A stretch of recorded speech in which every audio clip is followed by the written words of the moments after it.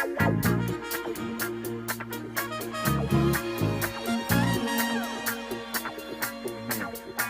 savez pourquoi? Vous savez pourquoi on sourit? Non, vous savez pas pourquoi on sourit? Vous n'avez pas entendu le député de l'opposition? Il dit, regardez à la télévision, on voit toujours les mêmes têtes. Mais... Ici aussi.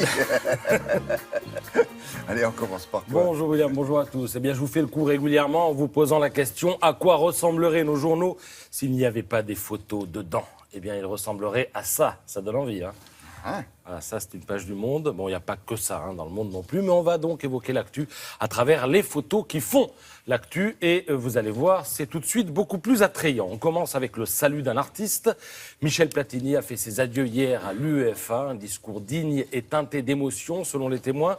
Discours au terme duquel il s'est éclipsé sous les applaudissements. Il entame maintenant un combat judiciaire. Et vous allez me dire, son successeur à la tête de l'UEFA, à quoi ressemble-t-il? Eh bien, il ressemble à ça, c'est à droite. Il s'appelle Alexander Šefrin. Il est avocat slovène, ceinture noire de karaté, ça peut servir, et amateur de désert, parce que figurez-vous qu'il a traversé le Sahara à 5 reprises. Les photos sont signées Aris Messinis. Autre photo, celle du Dalai Lama. Le leader des Tibétains est en France jusqu'à dimanche. Alors, il était invité hier du diocèse de Paris. Et il avait chaud, alors on lui a tendu une serviette mouillée. Qu'est-ce qu'il a fait? Eh bien, il l'a carrément mise sur sa tête et il a continué comme ça sa conférence, d'où le titre du Parisien. Facétieux Dalai Lama, non, parce qu'il faut imaginer la scène, William. À côté de lui, il y avait André XXIII, l'archevêque de Paris, qui avait lui-même une calotte, posée. Non, mais il a fait sur coup son 2 crâne. fois, là. Oui. Parce qu'il a dit, vous savez, quand j'ai chaud, c'est ce que je fais. Et alors, il a mis le linge sur la tête. Et les journalistes l'ont regardé. Il a dit, mais faites les photos, dépêcez-vous, parce que je ne vais pas le faire.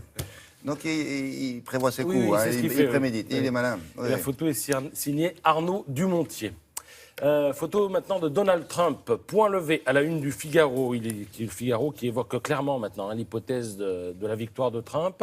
Le journal écrit qu'on est presque à front renversé dans la campagne américaine. C'est Trump qui se pose en rassembleur et c'est Clinton qui divise. Elle a récemment insulté les électeurs de Trump et puis elle collectionne les bourdes. Le Monde signale par exemple qu'elle a récemment prononcé un discours sur les inégalités avec sur les épaules une veste Armani à 12 495 $.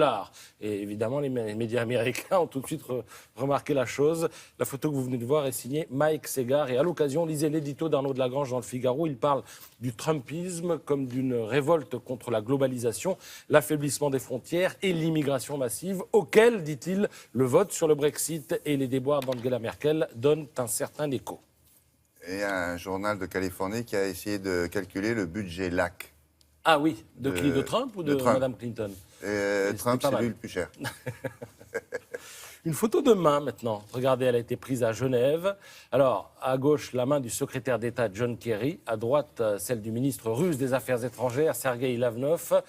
Cette poignée de main scelle l'accord entre les États-Unis et la Russie qui a débouché sur une trêve forcément fragile après 5 ans de guerre. La photo est signée Kevin Lamarck. Vous la trouverez dans l'international New York Times, où vous trouverez également cette photo prise dans le contexte des Jeux paralympiques. Alors, la jeune femme, l'athlète s'appelle Alana Nichols. La photo a été prise à San Diego, mais elle dit l'essentiel de la motivation et de la force de ces athlètes, avec le petit détail, évidemment, à droite. Alana Nichols vise l'or en kayak à Rio et c'est déjà la première femme américaine à avoir gagné l'or aux JO d'été et aux JO d'hiver. Elle avait gagné l'or en basket en 2008 et en ski en 2010. Et cette fois-ci, ce sera peut-être en kayak à Rio.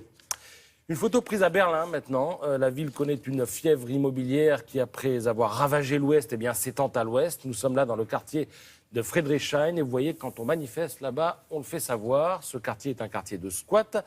La police a procédé à l'expulsion, mais évidemment, ça a tourné à l'affrontement et certains sont encore à l'intérieur. Les investisseurs à Berlin font grimper les prix de façon spectaculaire et ce sont souvent des étrangers, des Grecs fortunés, des Libanais, des Russes, souvent, qui achètent pour faire fructifier leur fortune. Certaines des personnes qu'on a vues sur la photo jouissent de loyers qui sont à 5 € le mètre carré et ces loyers, évidemment, sont du jour au lendemain multipliés par 4. La photo était signée Yann Schöner. Et alors, pour finir, une autre photo, celle de la Grande Muraille, un chef-d'œuvre en péril. On a l'habitude de la voir majestueuse, infinie, impeccable ruban de pierre posé sur la nature. Mais vu de près, eh bien, le ruban de pierre est quand même en triste état. De nombreux tronçons de la fortification sont délabrés. La faute aux intempéries, la faute aussi aux touristes. Parce que qu'est-ce qu'ils font les touristes? Ils prennent une brique, bien sûr, voilà, et ils l'emportent à la maison. Alors, dans ce contexte, pas seulement les touristes. Hein. Pas seulement les touristes. Non, parce qu'il y a des gens qui habitent à côté, quand ils n'ont pas les moyens de construire leur maison, ils piquent les briques de la muraille dessus. Après, ils se font engueuler. Elle a prouvé sa solidité à l'épreuve du temps. Alors, dans ce contexte est lancée une opération de crowdfunding, de financement participatif. À l'origine de cette opération, le géant chinois de la high-tech, et il cherche évidemment 1,5 million d'euros, en tout cas l'équivalent en yuan. La photo est signée Mark Ralston. Un mécène, voilà. Comme c'est arrivé pour le Colisée. Absolument, c'est vrai. Il faut un mécène. Merci beaucoup.